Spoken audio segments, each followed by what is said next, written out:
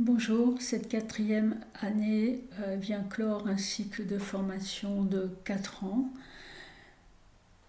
Nous allons y ajouter, par rapport aux années précédentes, un certain nombre de données sur le plan transgénérationnel, même si ce n'est pas une formation dédiée spécifiquement à cette approche.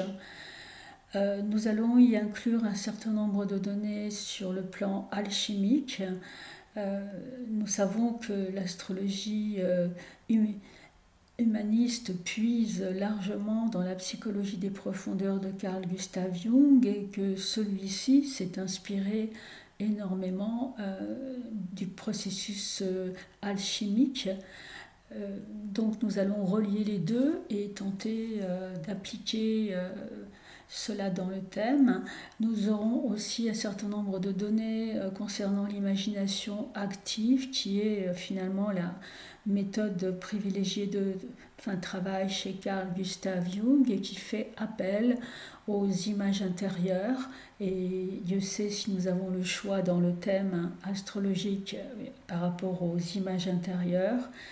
Et cette approche, qui est l'imagination active, permet de dialoguer avec des parts de nous-mêmes que nous ne connaissons pas et permet d'utiliser le support que représente le thème astrologique, pas seulement de manière cérébrale, mais aussi à partir d'images, d'émotions et de sensations. Ces émotions ayant été travaillées déjà tout au long des années précédentes avec les 4 éléments qui font partie du processus alchimique. Au cours de cette année, nous aborderons les 3 planètes transsaturniennes avec à chaque fois certains mythes et ou contes qui leur sont associés pour les apprivoiser de l'intérieur et ne pas en avoir seulement qu'une approche intellectuelle. Uranus nous fera rencontrer et travailler l'archétype lumière, qui est chez nous tous l'aspiration au sacré, mais qui comporte un certain nombre de risques. Neptune nous confrontera à cette acceptation de l'incertitude et interpellera nos priorités aussi. Quant à Pluton,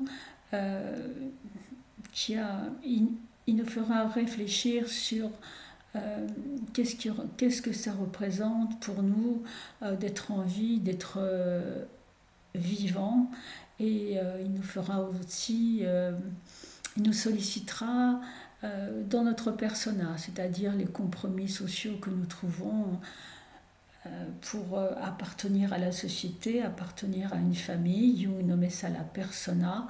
Pluton viendra entre autres nous interpeller là-dessus, et nous aurons un cours consacré à toute une synthèse du travail sur les transsaturniennes, parce qu'elles concernent autant le plan alchimique, psychologique, générationnel, transgénérationnel.